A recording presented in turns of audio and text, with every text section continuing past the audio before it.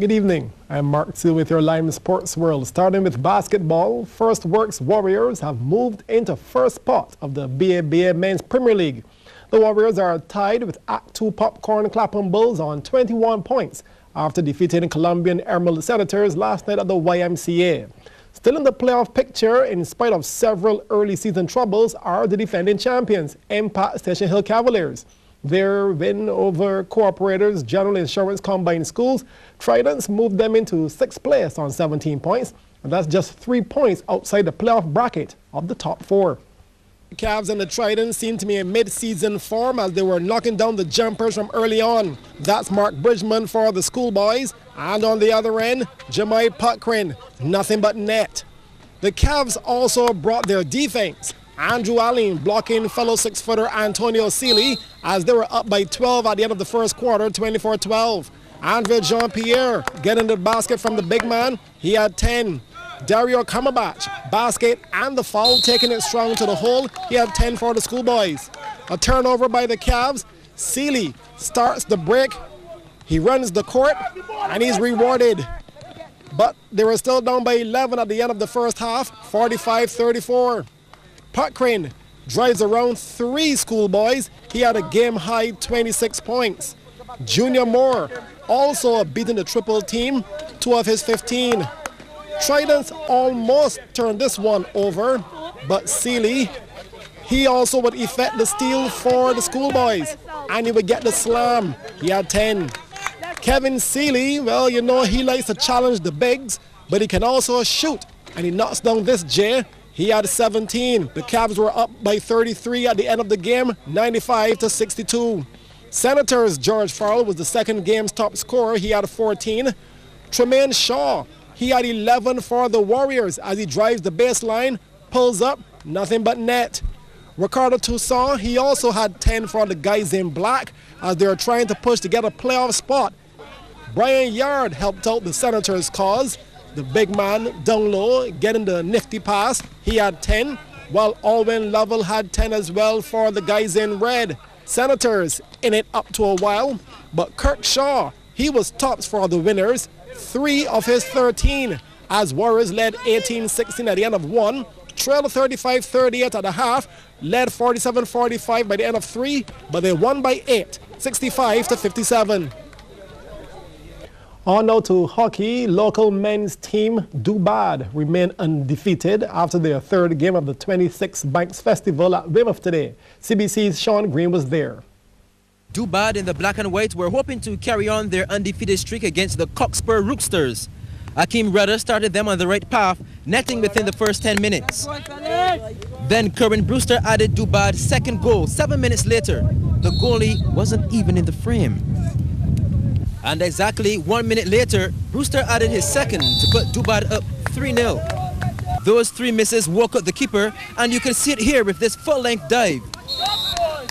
30 seconds after that, the goalie at the other end, who was keeping splendidly all game, missed this shot from Marston Small. And no doubt the Roosters were cock-a-hoop after that success.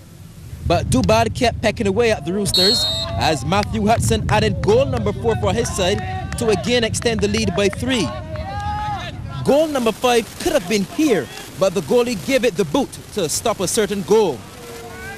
His footballing skills were not good enough to stop this shot from Dwayne Webb, as Dubad knocked the stuffing out of the Roosters with a 5-1 victory. Sean Green, CBC Sports.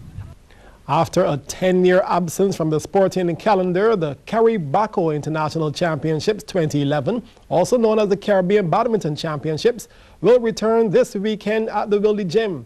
In a media conference this morning, details of the championships were revealed. CBC's Anne-Marie Burke was in attendance.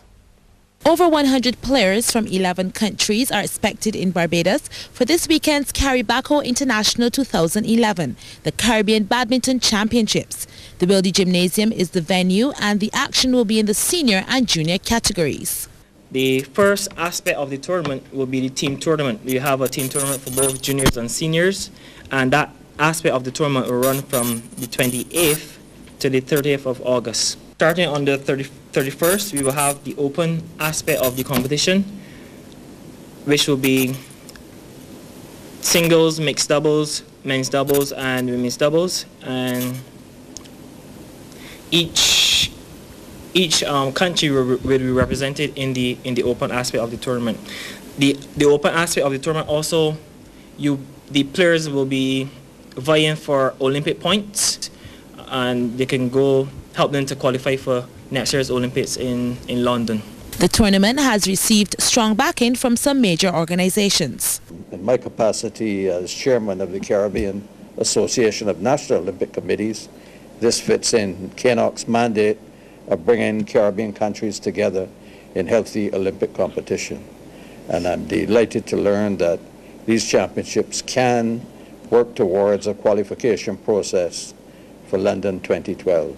As title sponsor of the junior championships, the junior and senior team championships, CDB will present the most valuable player trophy in the junior category as part of the youth development program, and this accords very well with the bank's focus on human resource development. Barbados will be represented by some experienced and seasoned players, and here's a quick look at the teams.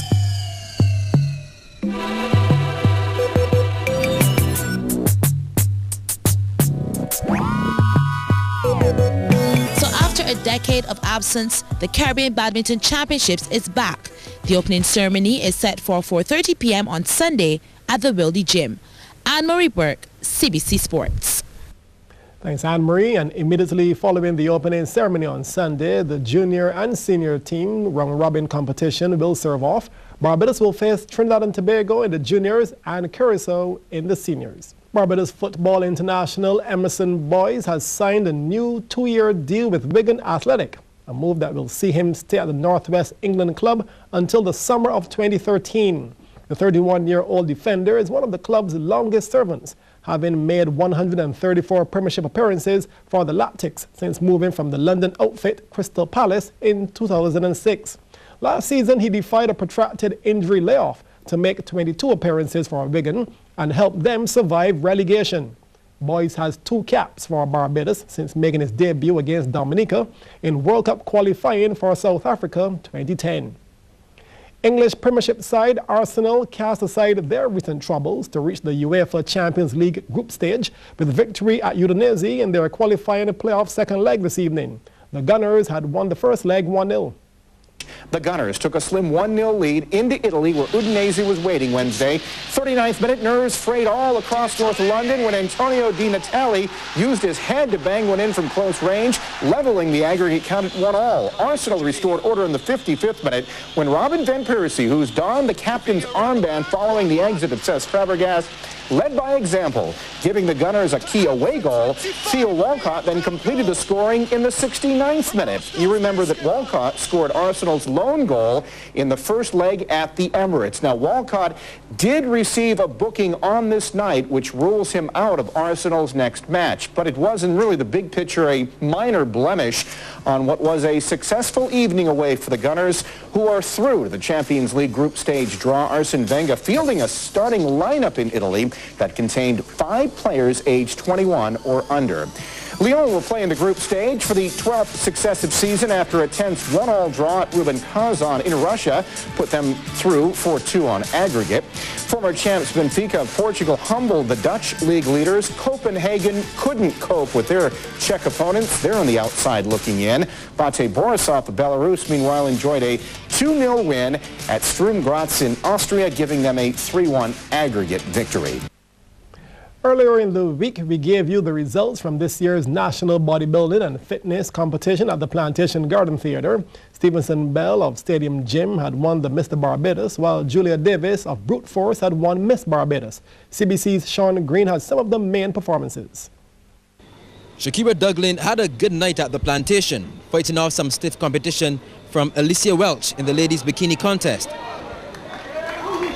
Duglin was adjudged the winner. Vicky Borman of Body by Kirk destroyed the competition, a field of 3, in the ladies' body fitness. Brute Force's Julia Davis was the most outstanding female in this field of 4. She eventually went on to win the Miss Barbados crown. The men's category was much more exciting, especially the juniors, Ramon Broom was a man on a mission. He was the one to beat, the top junior in Barbados for 2011. He also won the middleweight category. Samuel Eastman of Fudge Gym had it all to himself in the men's lightweight. Nicholas Harris also impressed the judges in the men's heavyweight division, beating Richard Waterman. And Stevenson Bell blew away the field in the light middleweight before going toe-to-toe with young Broom for the Mr. Barbados crown. But in the end, there could be only one. Bell, Mr. Barbados 2011. Sean Green, CBC Sports.